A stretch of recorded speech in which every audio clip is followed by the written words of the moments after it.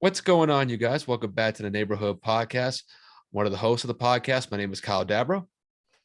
What's going on, everybody? Kevin Valentin here, the other half of the podcast. Today we got a special guest here, Tyree Hunter. What's up, my boy? What's poppin'? How y'all Tyree, doing? good, man. What's going on with you? Chilling. That's life. Yes, NBA sir. sports. You ready to get to it? Oh, All right. So just to kind of lay out the topics for you guys today, we're going to go over the Hawks and 76ers series. If you guys hadn't watched it yesterday, or what took place on Wednesday was probably one of the most epic collapses we've ever seen by a number one seed in NBA playoff history.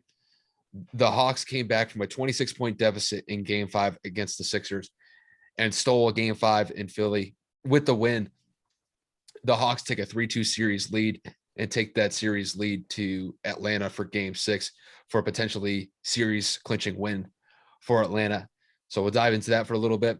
We'll talk about the Clippers and the Jazz for a little bit. They just finished up their game 5 on Wednesday as well. The Clippers currently hold a 3-2 series lead over the Jazz, and they take game 6 back to LA for another potentially series clinching win as well.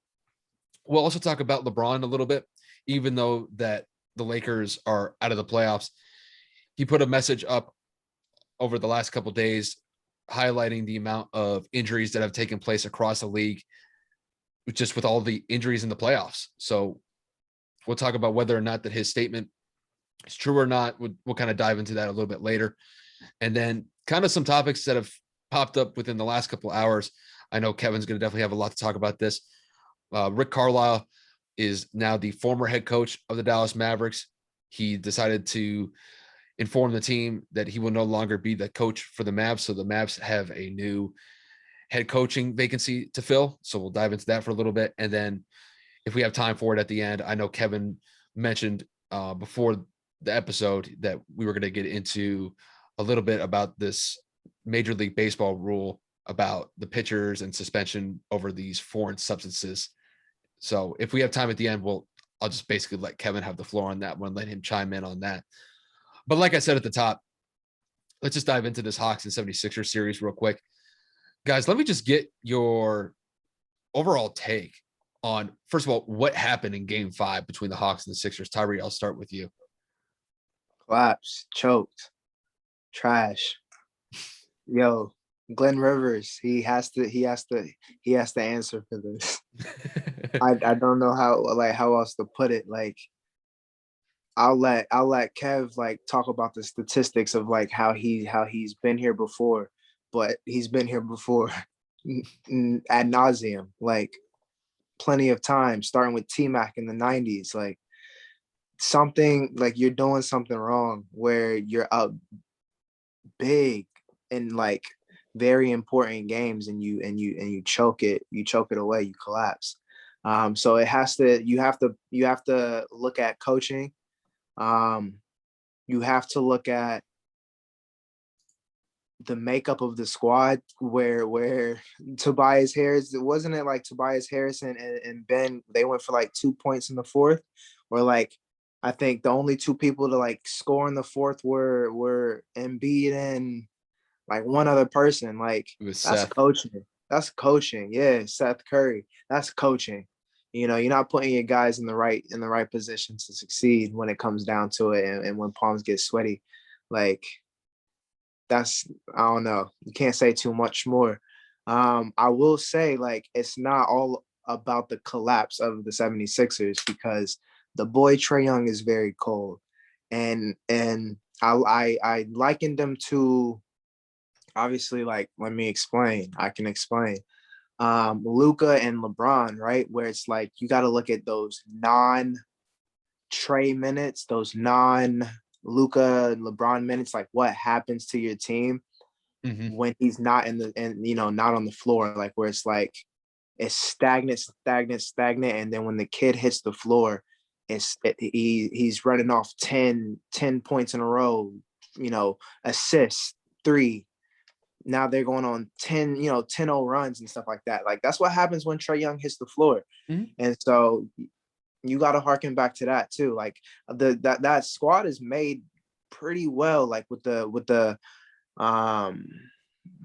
alley presence of the pick and roll presence of Clint Capella, like cleaning up boards, how hard he cuts to the rim, stuff like that. It's made up pretty well. Not Bogdanovich, is it? What's old boy's name? He a little killer. Well, there's a couple of guys. They could space the floor There's with Gallinari, there's Bogdanovich. Bogdanovich. He a little killer too. So it's not all about the quote unquote collapse, but hell yeah, it is. What we talking about here? I mean, they even have Lou coming off the bench for him too. So Yeah, you know, Lemon they, Pepper Will. you know, they have a decent squad to like roll with Trey. I know obviously Trey gets a lot of the shine on that team, but I mean, even their bench, like they can knock down some shots. So, I mean, Kev, I'll let you kind of take the floor from here. Just your overall thoughts about just this series and where it stands. Well, I mean, first of all, I got to just give a quick shout out. Seth Curry been a hooper since college, man. Them Dookie days, them rivalry games, and then him having to go to the G League, the D League, whatever it was, 10-day contract after 10-day contract. This man out here dropping 36 in a massive playoff game. Although in a loss, he's just showing his versatility, man. Wait, my bad. Not to like cut you off. Seth had 36 last night? Mm-hmm. Yes. Get Glenn Rivers the hell out of here, bro. You can't lose that game. You can't lose a game when Seth is giving you 36, bro. So here's the best part about it, though, right? So those two were the only two double-figure players in Joel Embiid and Seth. They were also the only two players to score in the second half. Yeah. Oh, second half? Yeah, in the second half, they were the only two players that scored every bucket.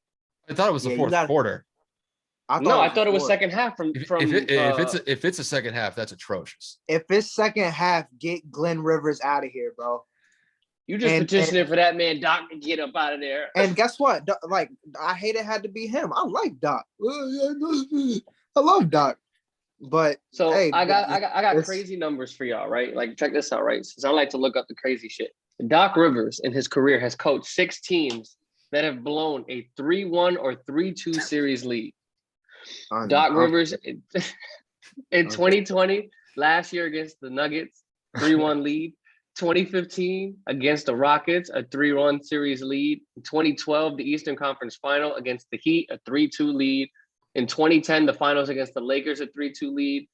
2009, up against the Magic, 3-2 lead. And in 2003, against the Pistons, a 3-1 lead. Here's where it gets even better, because I just love statistics.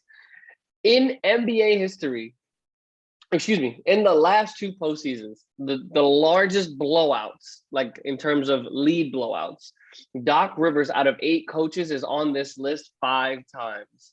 2021, the Sixers blew a 26-point lead. 2020, the Clippers blew a 21-point lead. In 2020, the Clippers blew also a 19-point lead. In 2021, the Sixers also blew an 18-point lead. And lastly, 2020 last season, the Clippers blew a 16-point lead. Yeah, Doc Rivers is just it's just not looking good for his postseason resume. But kind of like Tyree said, that's not taken away from the beast that Atlanta is. Coaching aside, Trae Young been hooping this whole postseason. I mean, the man had 39 points last night. Absolutely phenomenal. And they got production from, relatively a decent amount of players. I don't want to say everybody. Bogdanovich had a really bad game. He was only 3 of 9. He only played 21 minutes. But John Collins put up 16. Then you had Gallinari put up 16, and you had Lemon Pepper Lou put up 15. So the team overall pretty decently balanced. Obviously, Bogdanovich, I don't know if did he get hurt? Him playing 21 minutes doesn't seem correct. He had 5 fouls in the third quarter. He got into foul trouble early. Okay. So then that makes sense. So Bogdanovich didn't really get into a rhythm, and Atlanta still found a way to win this. We could really be talking potentially about an Atlanta Hawks Brooklyn Nets Eastern Conference Finals in the next 48 hours, which I'm pretty sure nobody on this earth predicted Atlanta to potentially be in this scenario. You know what I'm saying? Nobody thought Philly would be in a predicament with their back against the wall. Well, that's the question that I kind of have for both of you. Do you feel like Nate McMillan, the coach for the Hawks, is getting enough shine for getting this team potentially to an Eastern Conference Finals appearance? I think win, lose, or draw, you got to look at Nate McMillan just because of how the turnaround. Like, if it's, I don't know the stats, so Kev, I know you the stats guy. from the time he turned from the time he got the job, like I think they won like 65-70% of their games. It was like a flip of the switch. It was like he flipped the switch. He turned the squad around. It's So- like it was a stat going around. Like from the time he took over, like I think they would be like second in the East, like if from the time he took over. You know, the odd thing is because like Kevin and I had talked about the Hawks when they were going up against the Knicks, and both Kevin and I picked the Knicks to win that series against Atlanta. And then Atlanta proceeds to basically blow them out in 5 games. And to be quite honest with you, the Knicks, I think, really only won maybe like a quarter or a quarter and a half of the entire series. So don't get me wrong, Atlanta has a good squad around them. Obviously, Trae Young is the leader of the pack, so to speak, for that team. But they have a decent amount of role players that step up when they need to. And the one thing that they do is that, if they get hot behind the 3-point line, they're a tough team to stop. And I mean, in game 5, even despite being down 26 points in the second half, they made it look easy in the fourth quarter. I mean, they scored 40 points in that fourth quarter when, going into halftime, I believe they were down like 22 points, 22, 24 points. Yeah. And the fact that they were basically, they doubled up the Sixers in the fourth quarter, because I think the Sixers only scored like 19 points in the fourth quarter as a team, and Atlanta scored 40. So, yeah, 40 to 90, 40 to 19. Yeah, it was ridiculous. And we kind of talked about it before we even started the recording. There was a point in time going into the third quarter, the Sixers were still up by 18 points. At least they were up by 15. And it seemed like the game was over. I know it because I was at my parents' house at the time, and I ended up going back to my apartment, and I'm sitting down on my couch watching Netflix, and I look on Twitter, and they said the Hawks have taken a lead with a minute and a half left in the game. I'm like, what happened? And then I turned the game on my phone, and I couldn't believe it. It was just wild. So I have to give Nate a lot of credit for keeping the team in the moment, like making sure, keeping their focus, because there's probably like a real good excuse or a real good reason. If you're down like 20, 25 points and it's just not going your way, sometimes it's just easier to kind of just raise the white flag and then just kind of live to see another day and then just fight for game 6 back in Atlanta. But that's not what happened. Nate must have galvanized those guys on the sideline right after the third quarter, and he got them going because, dropping 40 points in a game 5 on the road in a hostile environment like Philly, because everybody knows about Philly and their fans. Where's game 6? It's in Atlanta. So, Philly, the fact that they were able to come back, it's like good. It could be over. Like, yo, they about to clinch with Quavo and Lil Baby in the stands, bro. Bro, they gonna have the whole Migos squad courtside. Oh, bro, he's in trouble. Exactly. So to reference Tyree's statistic, Nate McMillan went 27-11 to close the season out. That is a win percentage of 71%. In the postseason, in 10 games, he's 7-3, and that's a percentage of 70%. So yes, indeed, Nate McMillan 100% deserves a lot of recognition. It's just odd though, because like, Tyree, I know you've made your criticisms about Doc Rivers, but the Sixers made quite a turnaround this year from last year. I believe last year, they were the 7th seed in the East. The Sixers. No, they weren't. They were in the bubble. You sure? I thought they were low last year in the bubble. Nah, maybe. I know Embiid was hurt. Not Embiid. They did not have that high, but they did not have that high of a seed last year in the playoffs. Maybe. Make sure I'm not capping here. 6. Okay, they were 6. Okay. So I mean, not that bad. So to go from the 6th seed to the 1st seed this year, I have to give credit for Doc Rivers for getting that team, really Joel Embiid and kind of that Ben Simmons core, to where they are now, because Joel is one of the best all-around players, was an MVP candidate this year, and Ben was up for Defensive Player of the Year. So, those guys, I'm just saying, like the core of Philly, I think this is kind of like the team that we were finally expecting to see. It's just that in the moment now, when you're in a game 5 situation with a 2-2 series split, you're up by 25, 26 points. You can't lose that game. You can't lose it. I was right. The Sixers. It was the second half. Yes. It was the second half. I looked it up. Yo, get Glenn Rivers out of here, bro. That's unforgivable. That's unforgivable. You can't have 2 players scoring in the second half on your squad. You can't. There's a lot wrong with that. Seth Curry goes for 36 and you lose to Trae Young, bro. I mean, Trae Young. I'm taller. I'm bigger than Trae Young, bro. He can shoot better than me, but I've been looking for Ben Simmons. I've been looking for Tobias Harris. Like 32% I can't from find the free him. throw line this season. I can't find him. I mean, this postseason, 32. He has 45 missed free throws. That is more than some franchises have in an entire postseason. A franchise. Yeah. In playoffs in playoff games. That's ridiculous.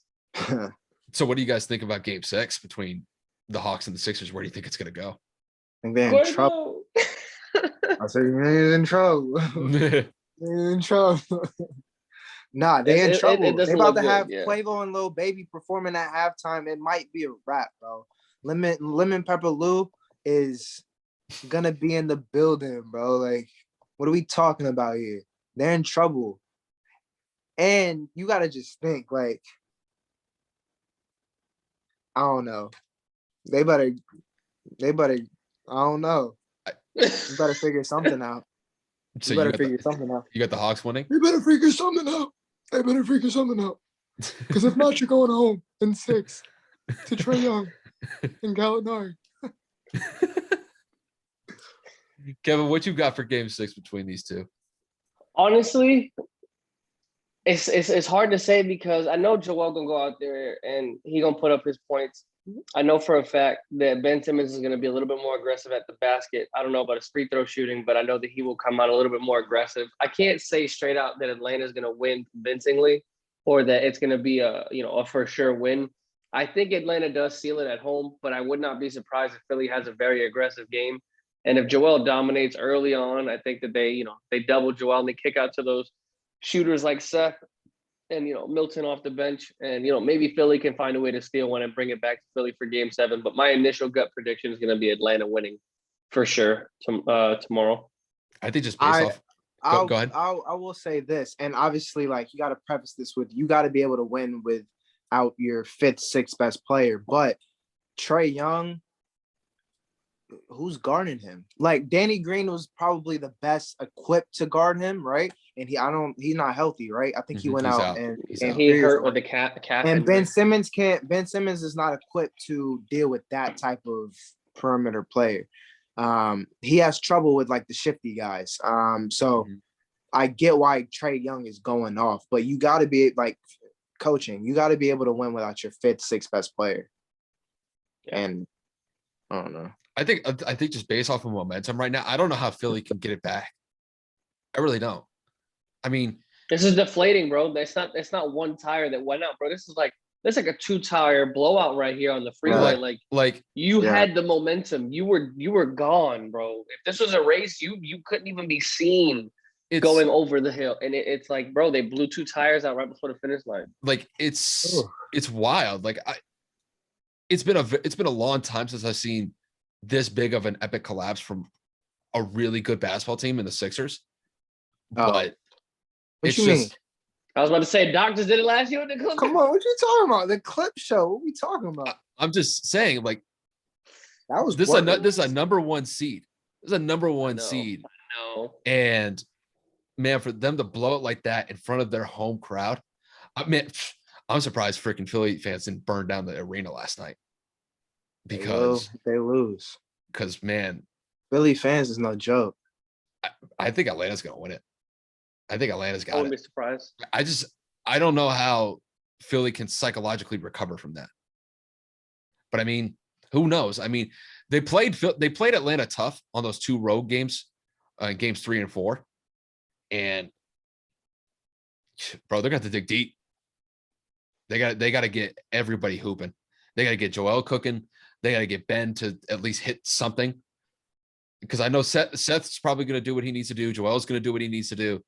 But like I said, you got to find freaking Tobias Harris and Ben Simmons because I can't find them. Not after that game 5. They were atrocious. They had to be at Magic City or something. I think Tobias Harris played like 35 minutes in that game and scored 4 points. That's his worst game. That's his worst game in a long time. I wouldn't say where's Tobias Harris. Everyone's entitled to a bad game. I'm not gonna let you slander J. Cole's twin like that. Oh, Philly fans were going after him hard yesterday. That's fine. That's fine. But that's big cities off. That's big city fandoms for you, man. You have one bad game. Act like this man ain't averaging like 25 in the postseason. Like they need to chill. They capping right now. They forget this man had 37 literally game 1 of this series. And then you go to 4 points. 4. Yeah, you can't. He had a bad game. Yeah, 4 points. You can have a bad game. That's not a bad game. That's not a bad game. That's worse than a bad game. A bad game for a max contract guy because didn't he get a max contract? Yep. Yeah. Okay, a bad game for a max contract guy is still 22, but 4 of 15. Like you got to still start shooting them bitches, bruh. Like he was 2 of 11. He was trying to get into a rhythm. If we're talking, you gotta get to the foul line, something. But that's also coaching. If we're talking like a bad game, it's like Paul George shooting like 4-17, scoring 15 points. Which I wouldn't put it past Pandemic P. I mean, he hooped in game 5 though. He hooped in game 5. And that's hard. That's gonna be our transition to the next one because we've been on Atlanta for a little minute. We're gonna give Glenn Davis. We're gonna give Glenn Rivers a little bit of a break. You feel me? So we gonna slide and transition over to his former team in the LA Clippers in game 5. Kawhi Leonard has been ruled out for game 6 with an apparent ACL injury. He is out indefinitely. So the Clippers were down a man for game 5, and they still found a way to win one in Utah by the score of 119 to 111. So Tyree, I'm gonna start with you. What do you think is going on in LA? And do they have an opportunity to close this out with the momentum they have from stealing that game? Yeah, I think they do. And I'm really tight about it because Pandemic P, man, and Reggie Jackson, man, if they win another game, man, like it's ridiculous. I don't know what happened. I don't know what happened. I think they got hot for real, and I think Utah should still close this series out. Because they got hot, and sometimes you just you ride a high. And I think Paul George just seen his life like flash before his eyes because this was the game that like, bro, I was ready to slander Pandemic P, man. Like I was ready, and I think he felt that. He felt that, and I think just going forward, Utah should still close it out because the way that Marcus Morris spazzed, I think they couldn't miss a shot in the first, even like with Bogdanović going for like 18 in the first. I don't know how much you can handle or how much you can count on those same performances. And I'm not putting money on Reggie Jackson going for 22. He's shooting like a 47 clip from 3, and I'm pissed, bro. Yo, Paul George and Reggie Jackson really move you, don't they? Bro, those are like, bro, I can't stand those two players. I don't hate on like a lot of players, but I hate on them, bro. Like if they win another game, bet if the Clippers really what it is like, y'all know I'm a Bron fan, so I can't have the Clippers. I can't have them in the offs and Bron's not in the offs. I need them out. Like it's stressing me out, bro. It's stressing me out having the Clippers still in the playoffs, low key. Like, because if they mess around and like make the finals or something, which I feel like if you get past this, I don't know what like Kawhi's situation is. I don't know if he's like really, really out. I know they said like some ACL stuff, so he might be. If they mess around and get to like the finals or something, like I'm gonna have like a little breakdown, bro. Like, so better say that PTO. You just don't want to see. You just don't want to see the Clippers shine, do you? I don't like the Clippers, and I like Kawhi. I think Kawhi is cold-blooded. It's like I don't like Paul George. I don't like the way he like just care. Like I don't know Paul George. I'm talking purely like basketball and like how he answers questions after games and whatnot. Like it just is like it's off to me. Like it's he does nothing right in the public eye in terms of like how you how you just go about games. I don't like, even it goes back to like Pacers days when we used to play them in the Cavs, like with the Cavs, where it's like when Miles Turner hit the shot and he was like, I need that shot. So you can break, bro. Like, what are we talking about? Like, I don't know. Like, I can't have Paul George in the offs, bro. Like, sorry, I'm not praying on his downfall. I might be, but that's just how I feel. I don't know. But yeah, I think Utah still can. What is it? This is game 6 that we're going into. The going Clippers to LA. Clippers up 3-2. Yeah, going to LA. It don't matter. I think Utah could still close it out. Oh man, Clips need one more. Yeah, one more, that's and what then I'm they like, play bro, Phoenix. They play win. Phoenix You after. think Utah they gonna win. go 2 in a row? I mean, they can absolutely. Yeah, it's the number 1 seed. I think Donovan Mitchell. It just came out that he's not 100%. He's questionable. I don't put too much man into that. I think he'll be all right. I think, yeah, absolutely they can go too. I know Tyree's probably thinking, it was like, I hope freaking Doc Rivers like left like some of that coaching residue left with the Clippers, because he did. I know for you, I mean, the thing is though, if the Clippers even get past Utah, honestly, they're not getting past Phoenix. I think Phoenix is gonna wax them, especially without Kawhi. It's a wrap, bro. Yeah, bro, and we'll probably get into it, but that's Phoenix squad. Devin Booker is a cold-blooded killer, bro. He's a psychopath, bro. Yeah, I mean, that's what happens when Kobe Bryant passes that knowledge on to these players like Jason Tatum and Devin Booker, and they start to hoop. But you know what? Like, it's still different. Like, when Jason Tatum is nice, but I think he's just nice. Like, he's just that good. I don't think he's like, I think like there's literally something wrong with Devin Booker. Like, he's like, I think like he's a killer. Like, he has like that. It's like, it's scary to me. Like, how he wants to murder people on the basketball court. Mm-hmm. I don't know. I think he wants to break you down at every level. Yeah, like it's psychological for him. I think Jason Tatum's just he's just nice. Like, he can just do a lot of things on the basketball court. But the thing is with the Suns, Kevin already knows what I've talked about the Suns. Bro, the Suns got it. They got swagger. They got confidence. And I tell you right now, those boys got it. Yeah. And honestly, I think a lot of it has to do with Monty Williams coaching them up, because that squad, I mean, really kind of that Devin Booker, DeAndre Ayton, like that Mikal Bridges core, like it was already a pretty solid core to begin with. Now you add Chris Paul into the mix, bro. It's like wherever Chris Paul goes, like success just follows, because he ends up going to the Thunder last year. Nobody's even expecting the Thunder to even make the playoffs, even despite having Chris on the team. And then they get to the 5th seed in the Western Conference playoffs, and they're 1 game away from getting to the second round and almost upsetting the Rockets, who were favored to win that series pretty handily. And a lot of that had to do with Chris Paul. And you guys saw what he did in that game 4 against Denver in that closeout game. I mean, he dropped 37 points. He was like 14 and 19, 15 and 19 from the field. He could not miss. Like, you had freaking Mike Malone calling him like he's one of the best point guards ever. Well, we knew that. But it's like time, like it's actually nice to see Chris Paul on a team that has a legitimate shot to get to the finals. I know he had a couple chances with Houston. I think he played 2 years in Houston, like 2017, 2018. They didn't get to the finals. But bro, with him on the squad, I know he's got his little COVID thing that we'll probably get into a little bit later, but the Suns got it. That's my favorite out of the West. I don't care who wins this Utah Clippers series. The way that the Suns are playing right now, the fact that they just waxed Denver in 4, they beat the Lakers in 6.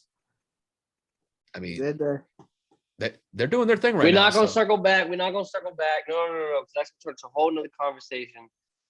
The point is, Phoenix is for real. Phoenix proved their doubters in the second round by not just beating Nuggets. They slapped up the MVP of the league, and they did it handedly and convincingly. By the way, Devin Booker actually paid for a Western Conference Finals ticket and a signed jersey for the fan that beat the shit out of the Nuggets fan in the stands in Denver. Sounds That was hardcore. hilarious. Oh, Yeah. Shout out to Devin for being a gentleman, because that's shout out to hysterical. old boy. That was some raw. That was raw. I need That Nuggets fan had it coming. I That was raw. I need Devin pulling up in a hearse for one of these series clinching games, because I know he pulled up in that Grand National when they were playing against the Lakers. I'm gonna need Yeah. homeboy to roll in a hearse. I need him to like come out like the freaking Undertaker in WWE.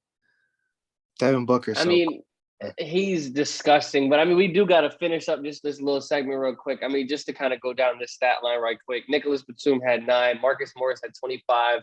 Reggie had 22. Paul George had a surprising game with 37, 16 boards, and 5 assists. Even Terrence Mann contributed with 13 points. So overall, the Clippers had a very, very effective game, winning this by 8 total points. The series goes back to LA. I'm sitting here just looking at the stat line for the Utah Jazz, and I'm seeing a lot of players that normally play very, very well for this team did not perform up to par. And I'm just circling one main portion, and that's Donovan Mitchell being the star of this team. He was 6 of 19 from the field with only 21 points. He was 4 of 14 from the three-point line, which is absolutely ridiculous. And then Jordan Clarkson, their sixth man, he did have 15, but in a very kind of an inefficient night, he was 5 of 12. And then, like Royce O'Neal kind of put up 11 shots. He missed, I want to say, 7 shots. And Rudy Gobert, he put up 17 points. And like Tyree said, Bogdanovich was hot. He continued that with 32 to end the night. So I agree with Tyree. I think Utah has the capabilities to definitely combat and come and take Game 6 away from LA and potentially take this back home and win. But Donovan Mitchell cannot afford to have another bad night like this. They need Mitchell to give them the points that he's used to getting. He's got to get his 30, 35 points, and they feed off of that energy. When Donovan goes off, Utah's fans eat off of it. People collapse on Donovan's penetration. You kick out to those shooters. You run that pick and roll. You get Rudy Gobert down low in that post.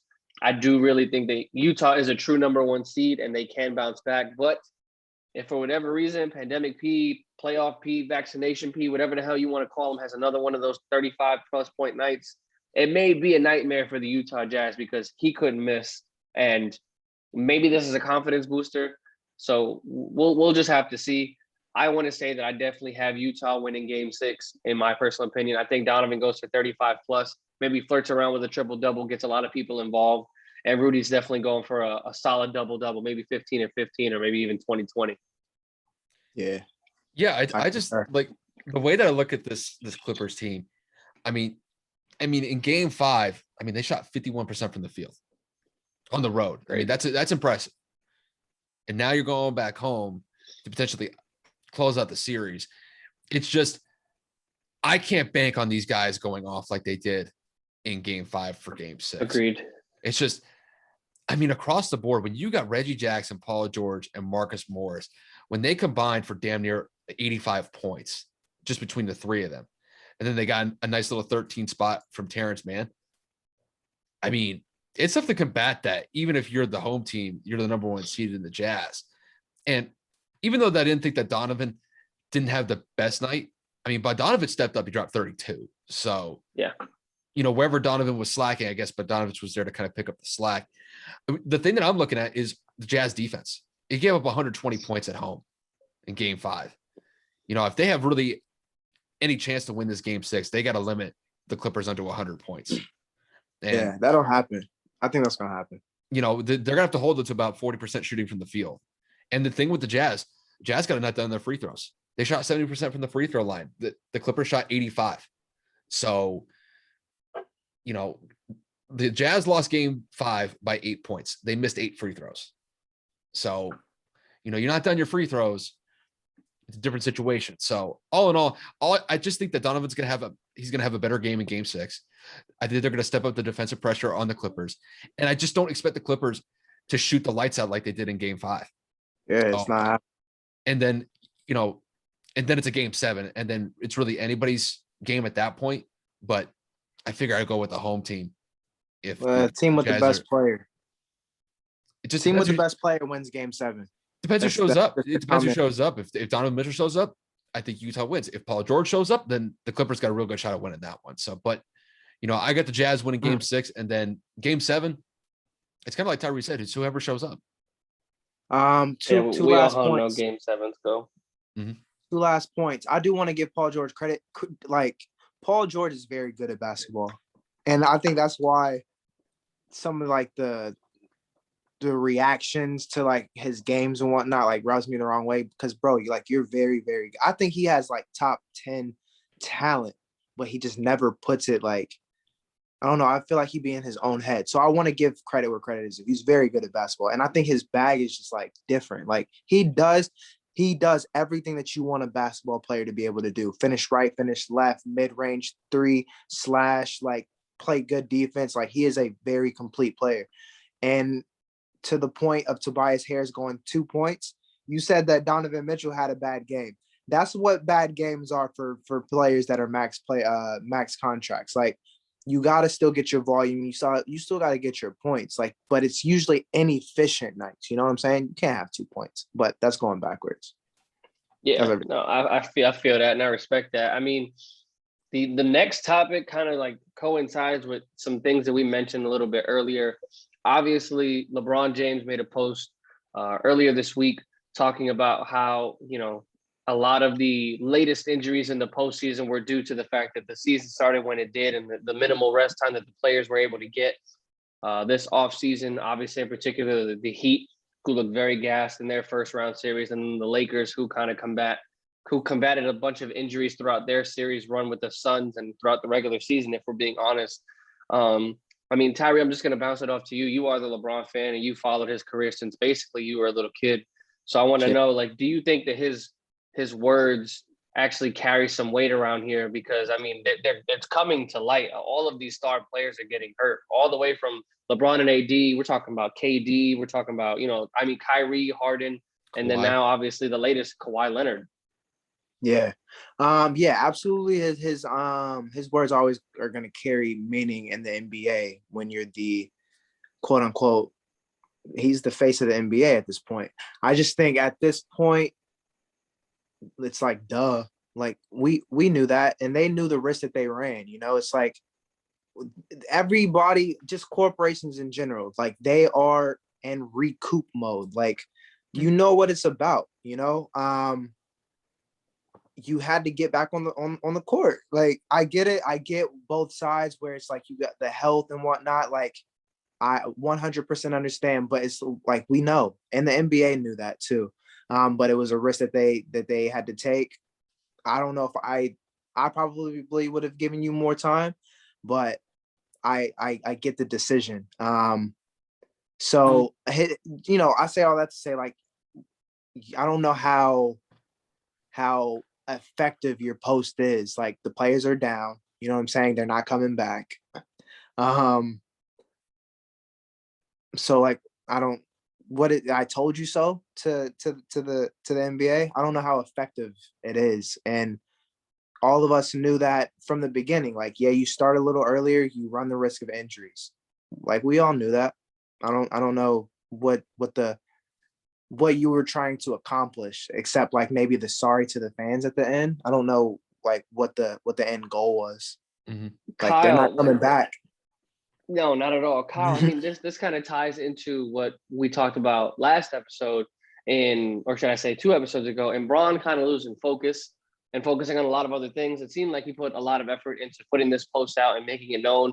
And it's kind of like Tyree said, everybody already knew that. It's like common sense. Obviously, you can already see it's happening. There was no reason for that post. So unless he was trying to get a reaction out of somebody, like I said, do you think that he's putting in a lot of effort to really focus on his off-season antics rather than his play? And again, same question to you with the Tyree question. Do you think that it holds any weight?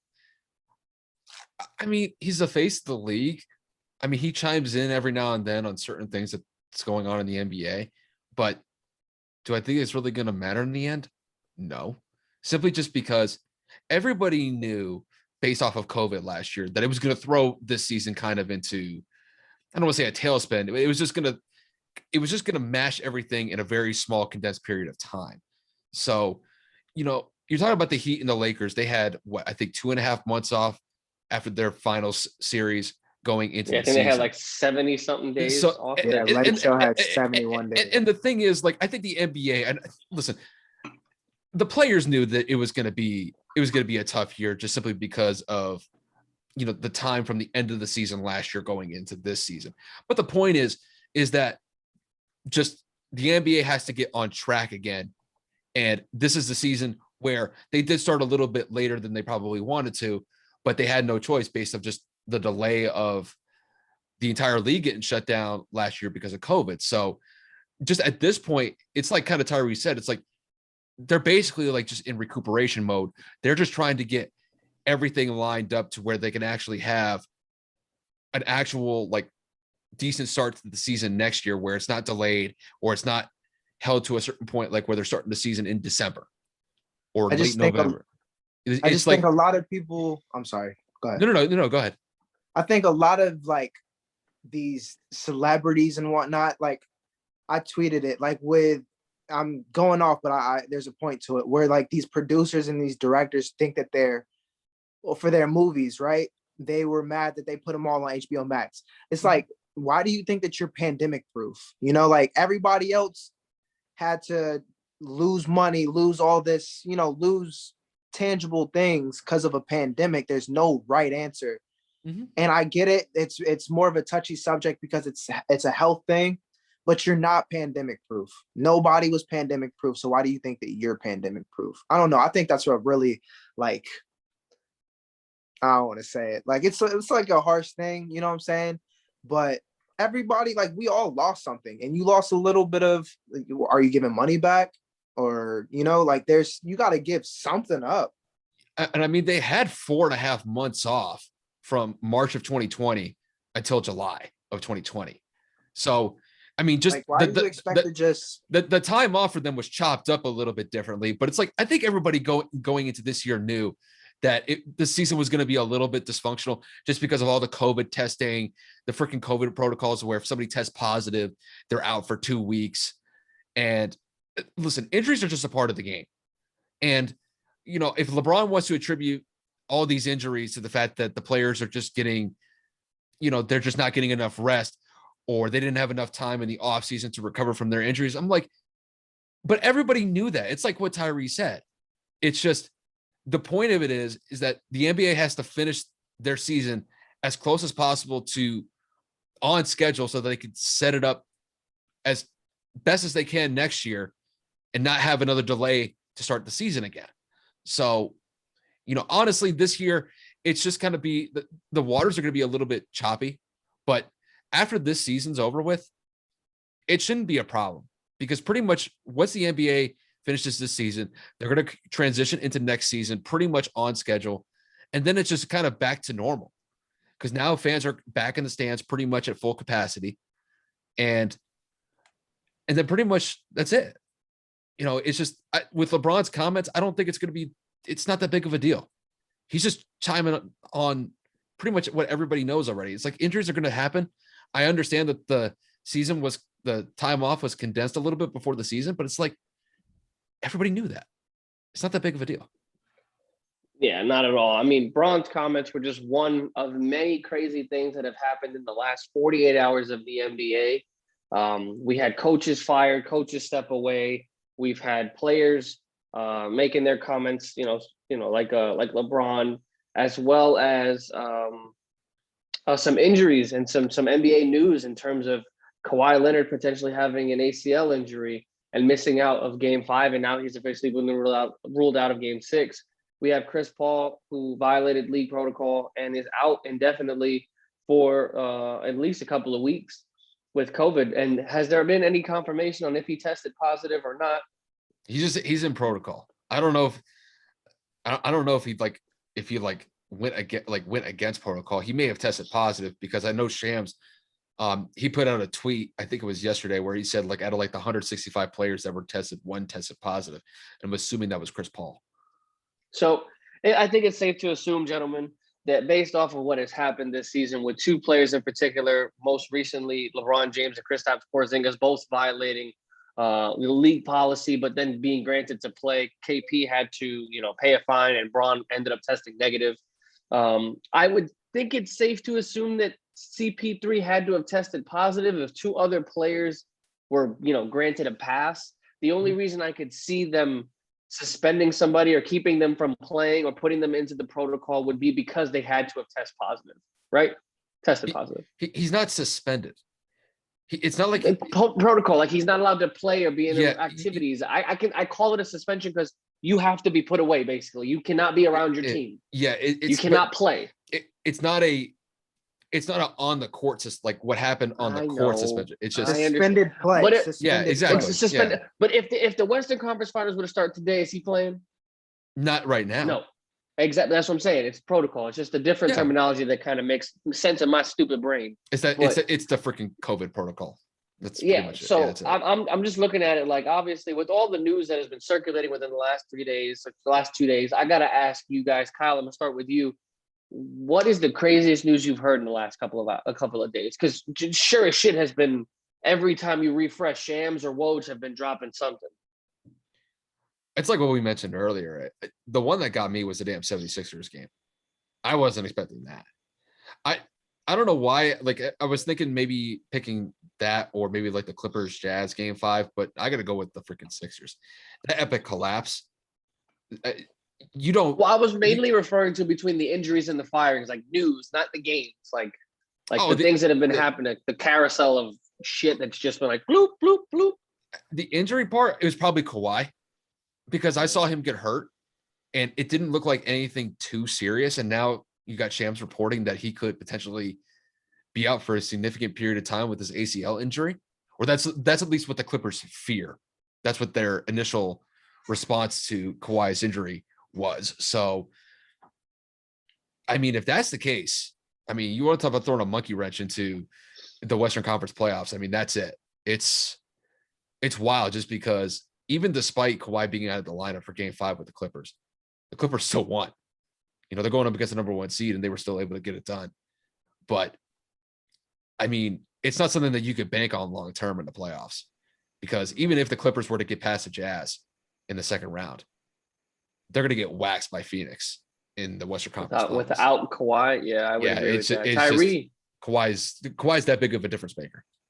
Yeah, so I mean, I transition the question to you. Yeah, definitely Kawhi.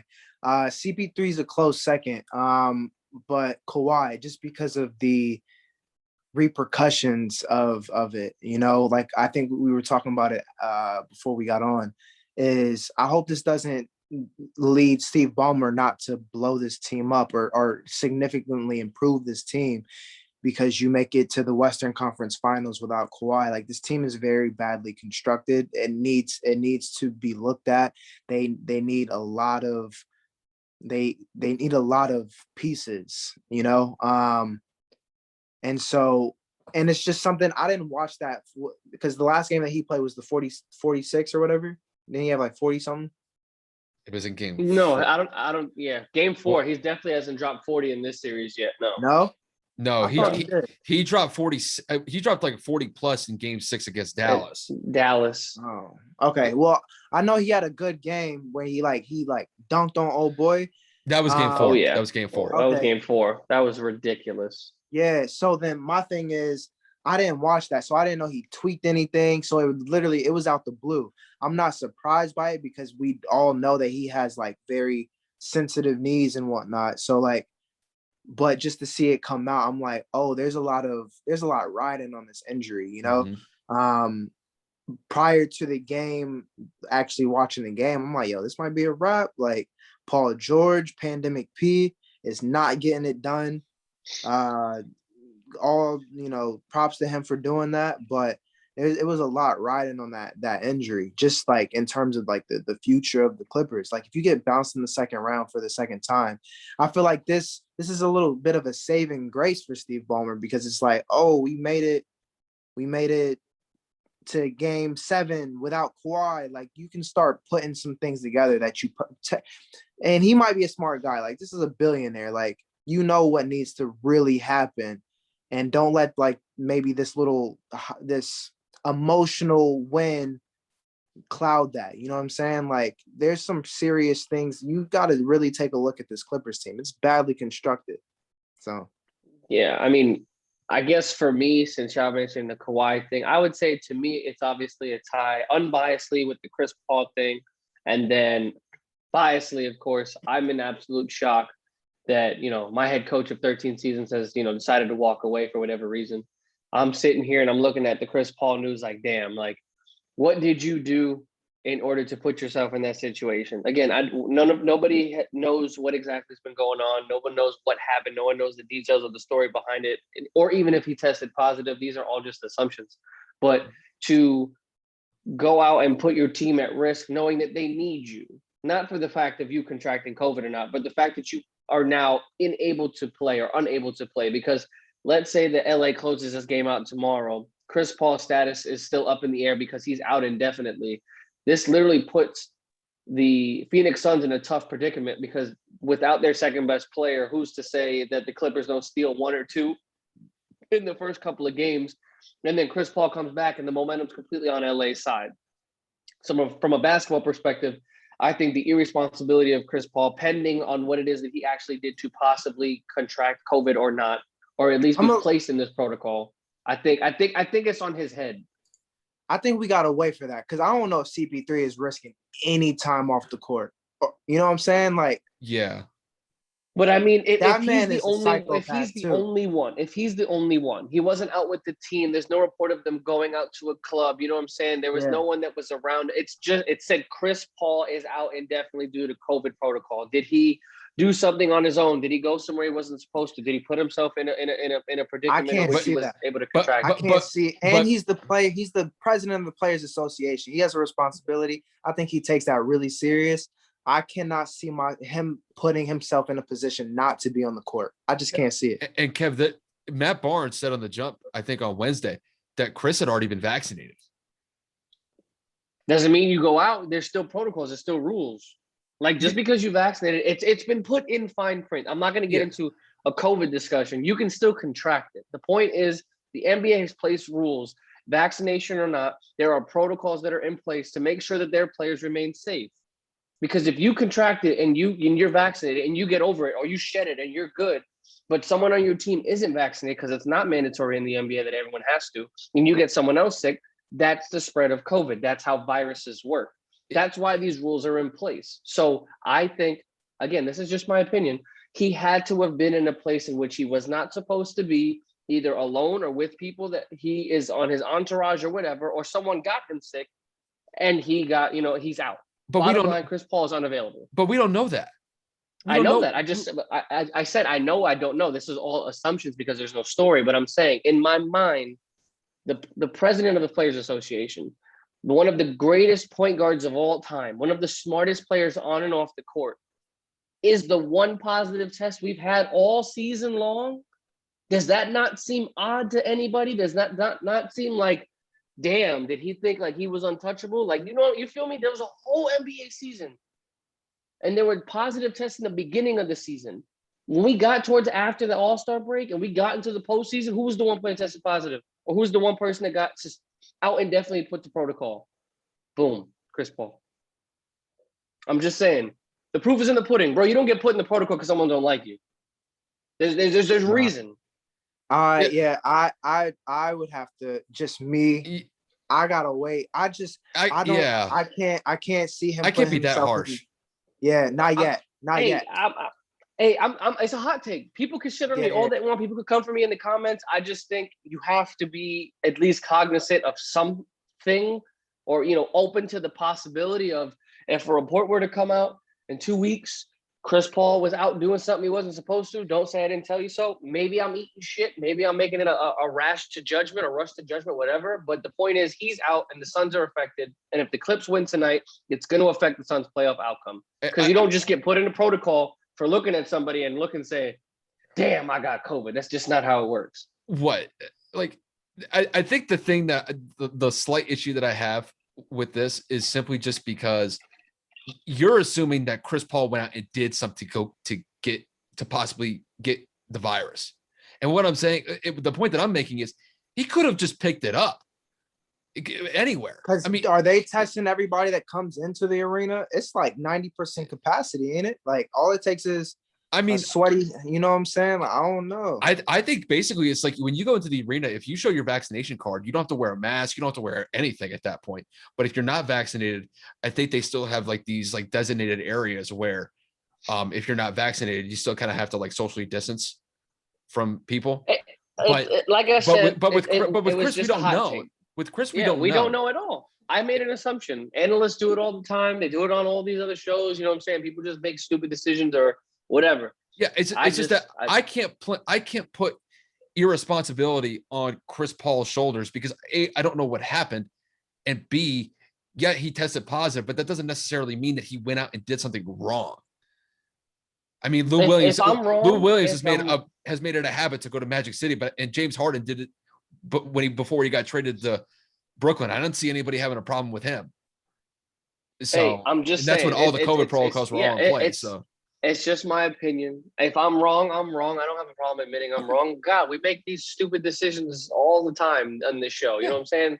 And then obviously the bias portion sliding into the coaches. Obviously, there were a slew of coaches that either were let go or stepped away. Stan Van Gundy's out in New Orleans. Scott Brooks is out in Washington. And then the most surprising, Rick Carlisle, after 13 seasons, has decided to walk away from the Dallas Mavericks 24 to 48 hours after the Mavericks part ways with 24-year veteran Don Nelson as the GM of the team. Luka Doncic has publicly voiced his frustrations with the letting go of Don Nelson. Obviously, Don has been watching Luka Doncic overseas for some time. He's the reason Luka's in Dallas with that trade. And, let me ask you a question. What's up? Where's Luka going? It really depends. I was actually about to get into that. It's crazy because I was capping. You think that he might slide? It all depends on who we hire as a coach. Out of here, bro. Listen, it all depends on who we hire as a coach. Luka wants our assistant coach. Oh my God, what's his name? Jamal Mosley to be put as the head coach. He says that Jamal could lead the team. He says Jamal's a great guy for the job. Jamal's a good guy for the fit. He's publicly praised him all season long that he can be a coach in this league.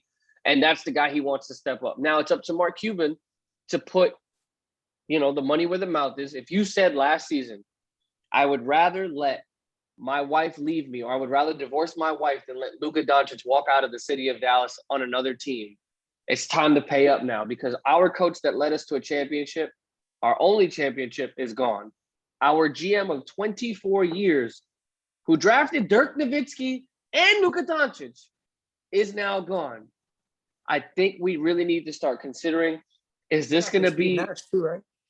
Mm-hmm. Is this going to be the blow up? Is this going to be the rebuild? Is this going to be where Dallas tries to reset everything?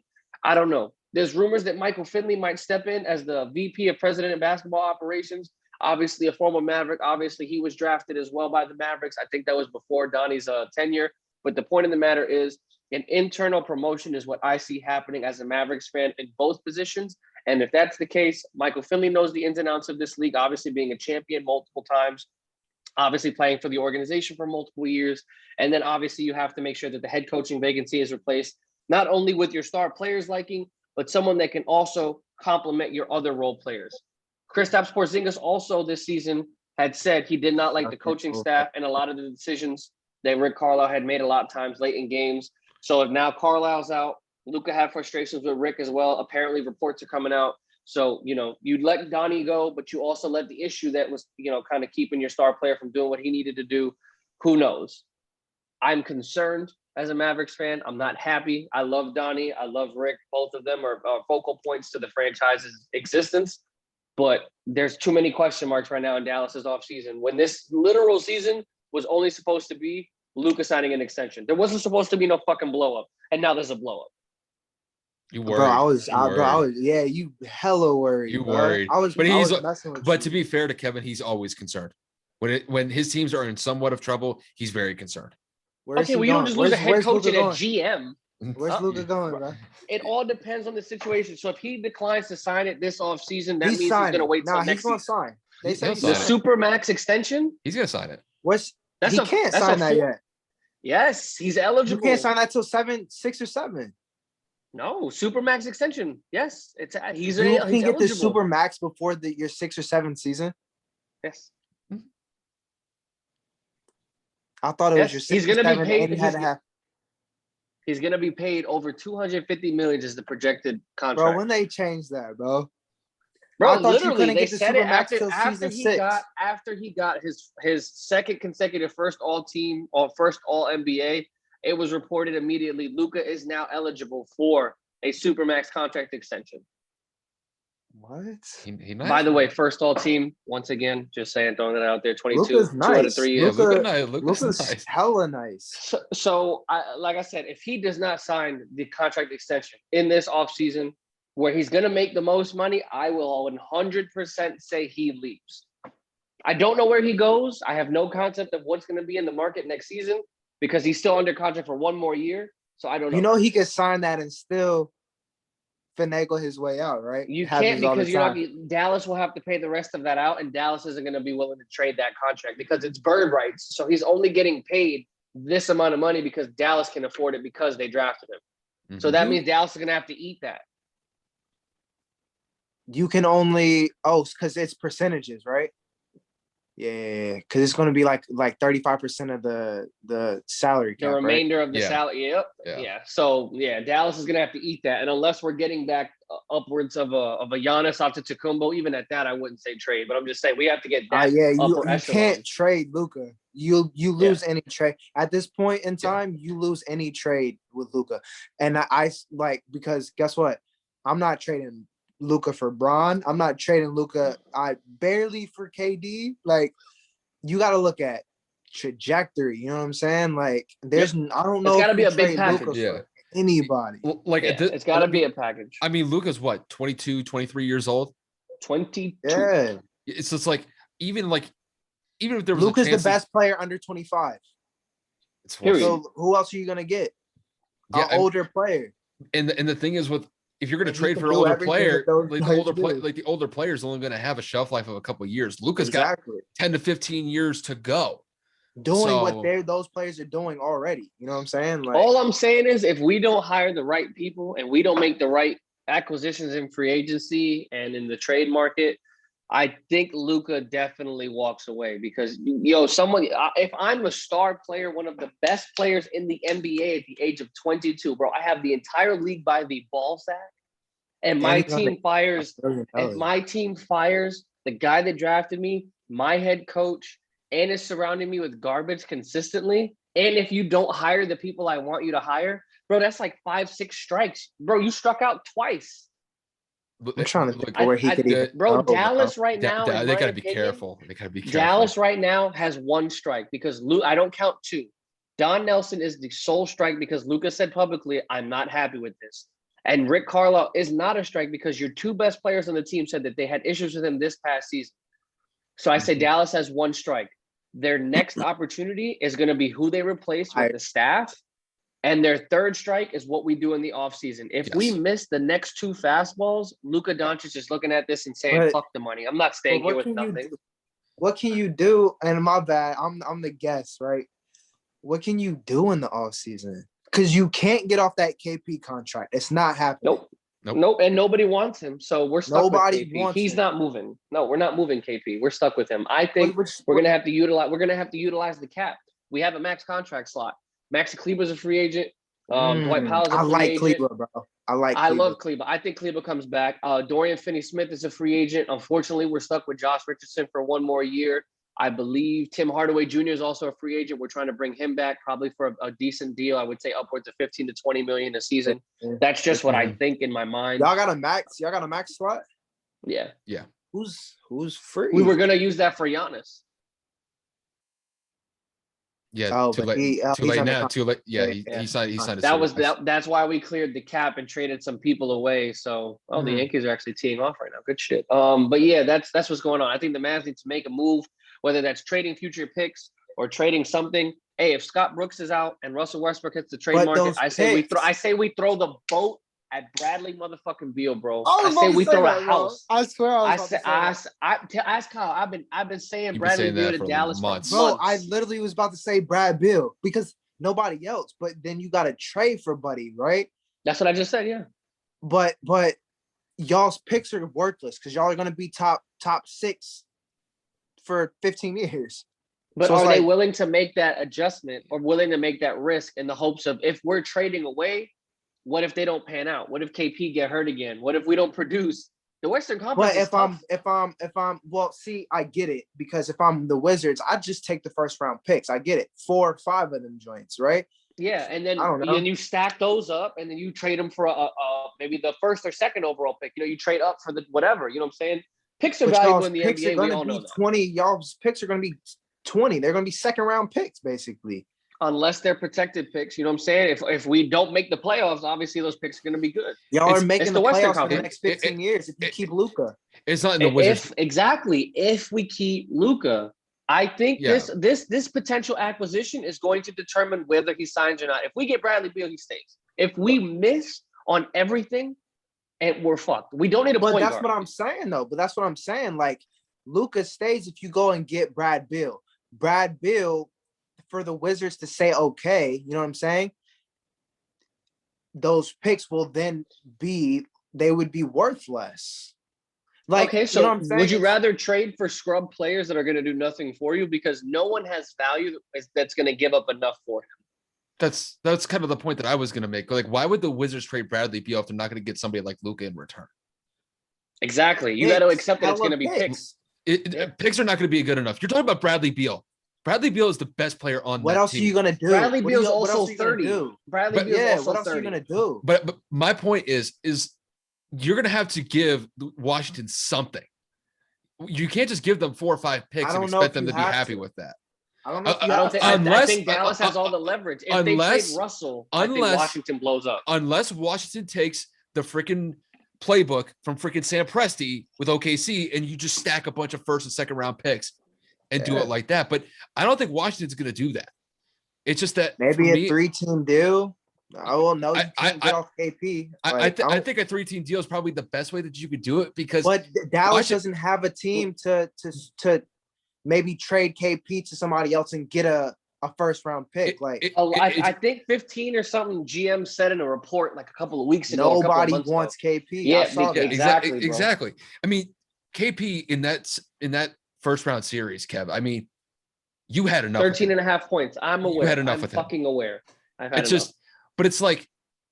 But again, that goes to the Rick Carlisle point. I'm not defending the firing or letting go of Rick Carlisle, but it was publicly noted before Rick left, he wasn't happy and Luka wasn't happy. They were not happy with what Rick was calling, and now Rick is gone. So maybe this turns around the playbook. The KP can maybe be a little bit more aggressive.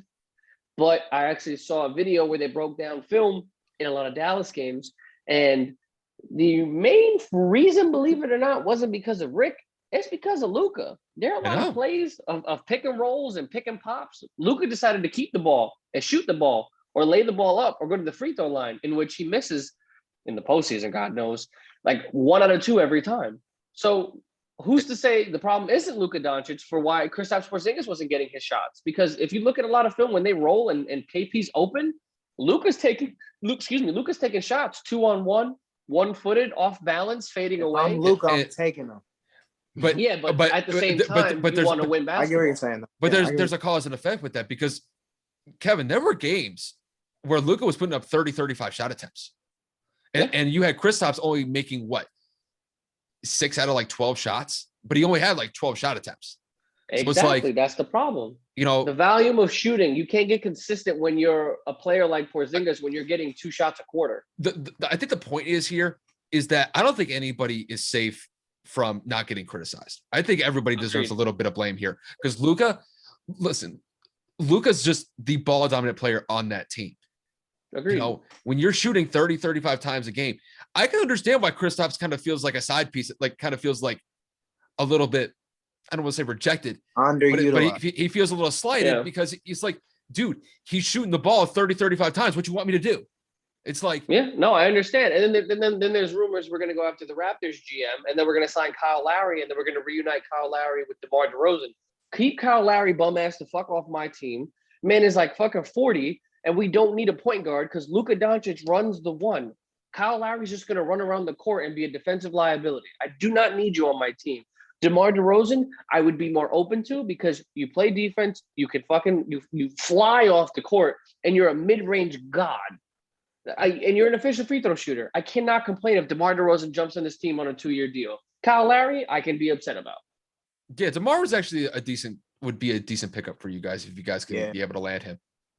As a third, I wouldn't be mad. as the third piece or the second Y'all option need on the Brad team. Bill. Y'all almost 100%. it's like almost for a lot of teams, it's Brad Bill or bust, man. It's just Miami shooting themselves in the foot for not putting up. Well, and I mean, there were teams that had a chance to go get James Harden too. Miami, Philly is definitely looking back saying they're idiots for not trading Ben Simmons. 32%. We talked about this earlier. Poop. I mean, Miami could have given up freaking. What was it? I don't think Miami wanted to give up Tyler Hero. Yeah. Come on, they're gonna regret that they're gonna make a 60 for 60. What do you call it? 30 for 30. 30 for 30 about Miami.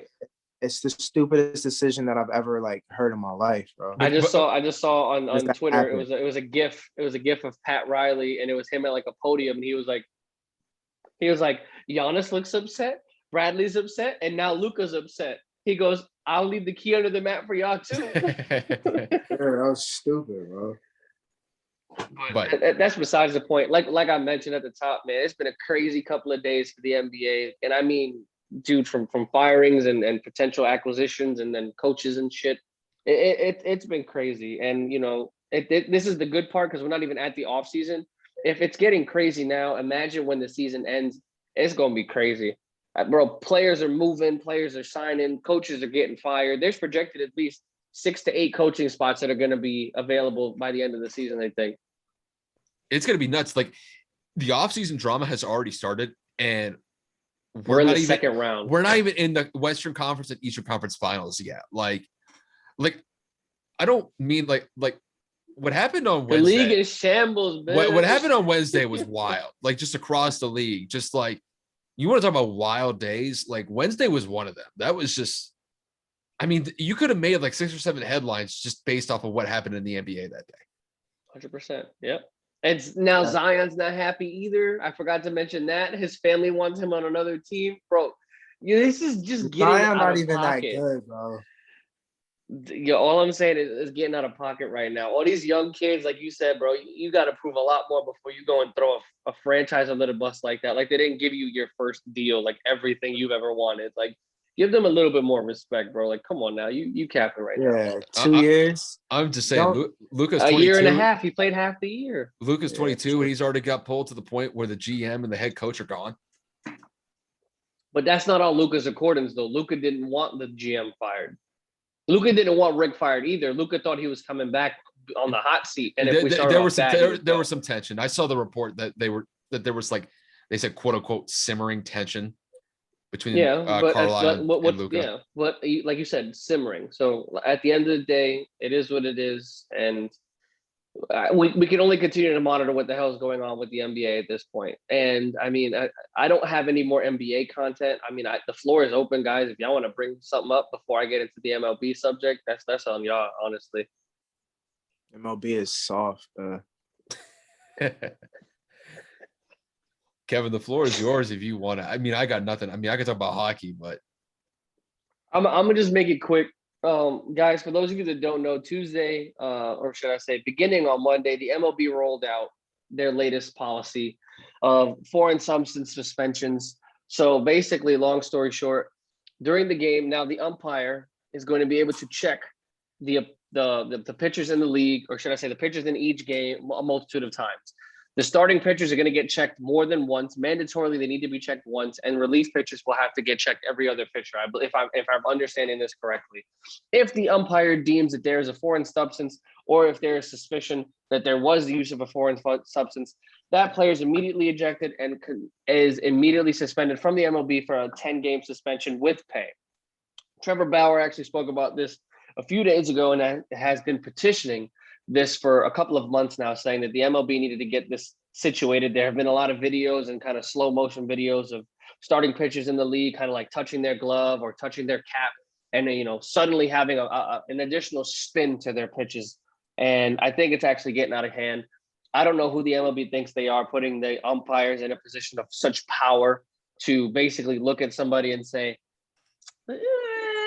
looks a little suspect. You know what I'm saying? Your curveball's a little too good today. You're gonna get up out of here, Jimmy. Like, I think that's cap. I think that's unnecessary. And I just think it's crazy that the MLB is going about it in this manner. Trevor Bauer went about and suggested a potential method of going about changing this process.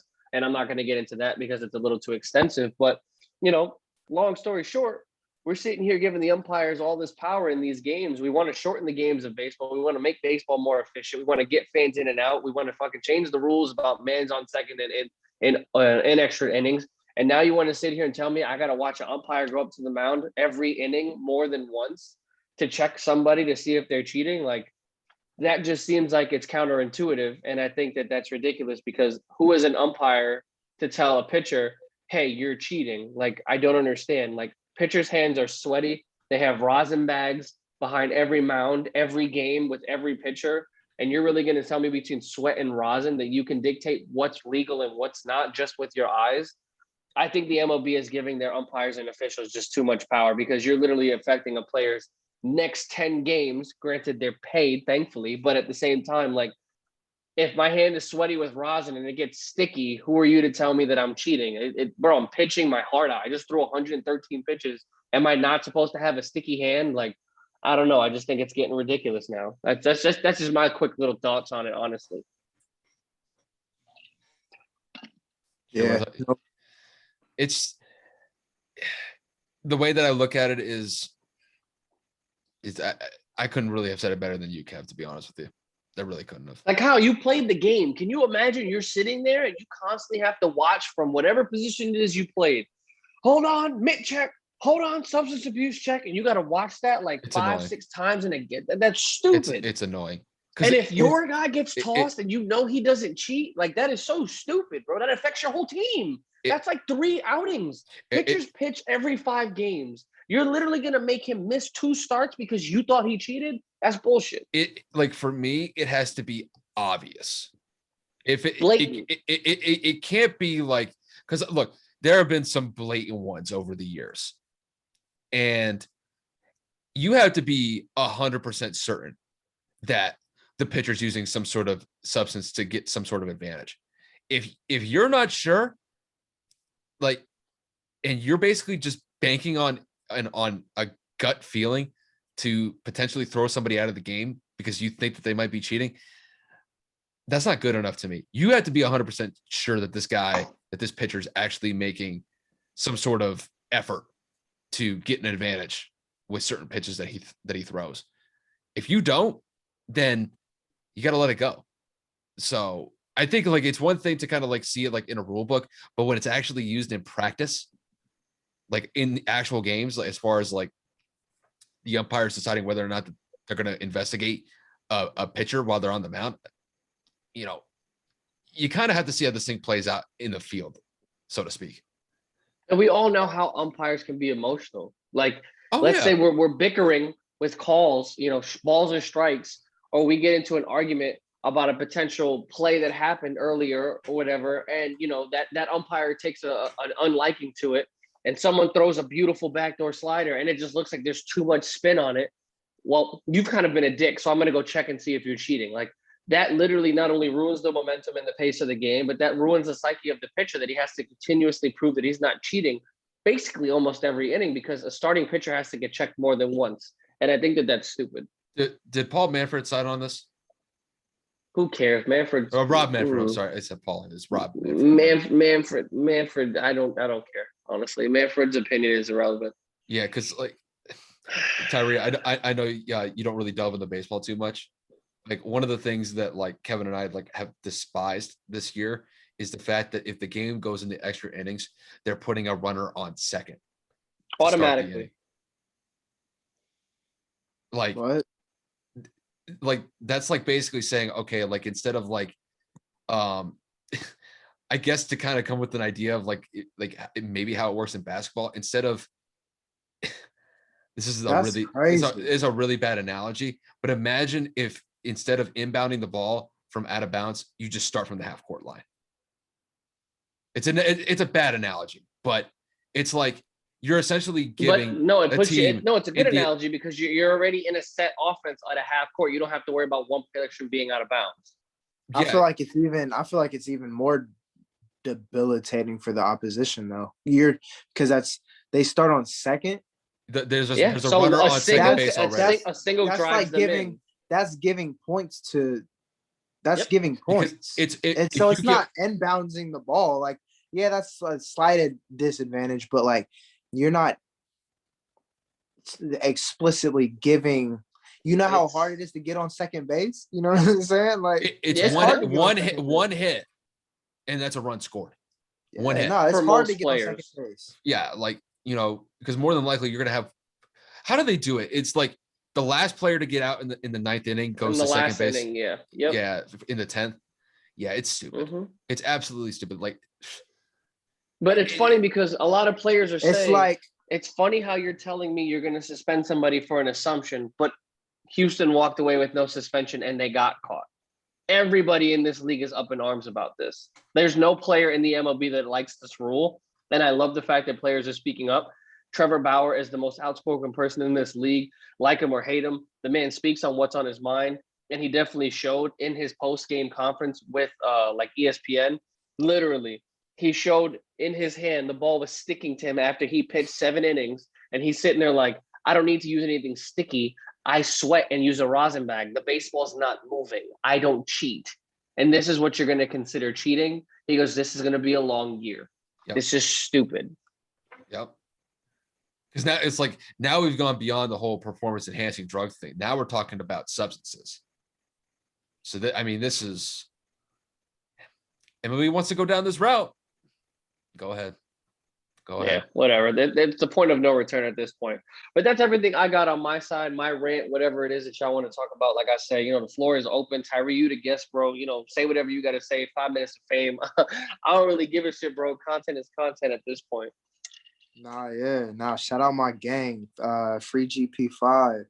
My podcast, it is. It's Sweet Little Baby T. My hot takes ain't hot takes, baby Devo. You know what it is. That's it. I don't got nothing else. Hot takes ain't hot takes. I like that. Yeah, it's funny. Kev, well, Kyle, you got something for me, man? I know you always got something for the end of the day. I don't know. I'm just kind of like flipping through Twitter, just seeing what's popping up. I think the Yankees are doing pretty good against the Blue Jays. I think the Lightning are up 7-4 right now. The Lightning are up 2-1 against the Islanders right now, and it's not the Eastern Conference Finals, but it's like the semifinals before the Stanley Cup. So honestly, these hockey playoff series have actually been really fun to watch. I know you guys don't really watch hockey, and granted, I'm not the biggest hockey fan either. I'm like a fair weather fan, but these hockey games, especially in the playoffs, bro, they're lit. I can't even front. Like, these dudes get after it. So, and listen, I got to support the home team. Like, the Lightning are potentially going to back-to-back Stanley Cup playoffs, Stanley Cup Stanley Cup championships. Let me get that right. So, they're on a roll right now. And if they can finish off the Islanders, they could potentially be going back for Stanley Cup champions in back-to-back years. That's pretty cool. So I got to give a little bit of shine to the local team, just because they've been on one for a hot minute. So, other than that, it's pretty much all I got from here. I'll leave the floor to you guys. Anything else? No, that was great. That was dope. Hey, man, Tyree, we appreciate you for being on the episode. We know you've been here before. Yeah. We know you've been doing your thing on your podcast. So appreciate you for taking the time to come on here and do your thing with us. We love you. We appreciate your podcast. We respect the grind and the hustle. So just shout out to you for being here, bro. Appreciate you, big dog. Exactly. Just, if you guys haven't checked it out yet, go check out the Free Game podcast. They got some really great content over there, and we did goats, bro. Granted, they may not be like as current or like up to date as us. We do 2 episodes a week, but whenever they do drop an episode, it's always fun and it's always entertaining to listen to those guys talk about whatever they're discussing. So definitely go check out the Free Game podcast on Spotify, Apple Podcasts. Pretty much anywhere you can listen to podcasts, right? Yeah. Yep. Bet. But other than that, guys, that's wrapping it up on this side on the podcast. Like I said before, shout out to Tyree, shout out to Kyle. always making sure that all of this stuff is taken accordingly and edited and properly placed on YouTube and whatever have you. My partner's the GOAT. I appreciate you, bro. I know that everybody that listens appreciates you. And, we're going to level up with a lot of plans we got coming this summer. And, this podcast this is just the beginning. We had 173 subscribers. We're too short of our goal from the end of last month, but we're, slowly catching up. Hopefully, God willing, by the end of the year, we'll maybe be around 200, 225. I'm aiming for 250, but, that's just how my mindset goes. So, hey, man, if you guys haven't already, like, subscribe, comment on all videos below. We do what we got to do for you guys, and we appreciate everybody. And like Kevin said, Tyree, it was awesome to have you on the podcast, man. Appreciate that. None of this. But like they said, we'll wrap it up here. Thank you guys for tuning into the episode, and we will see you guys next week.